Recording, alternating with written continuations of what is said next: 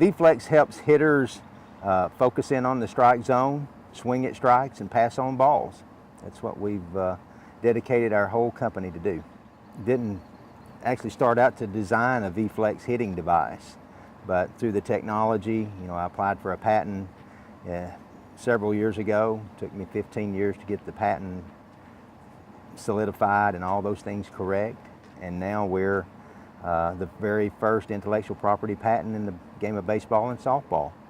It's not easy to explain to coaches because it's a scientific approach, it's a scientific product. It's based in quantum physics, light physics, particle physics, epinephrine, dopamine, serotonin, all those neurotransmitters that we have to stimulate to make sure that the brain functions at its dead level best every time it goes on the field.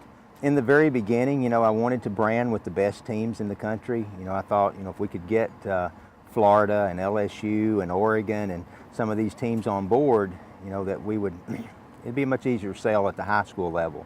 So we've kind of been in that arena for a couple of years. We've not branched out into the high school sales market yet.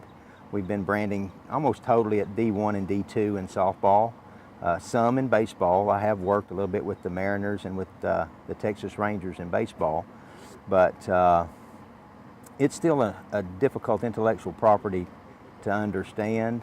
But take, for example, Florida. They've won the national championship last year.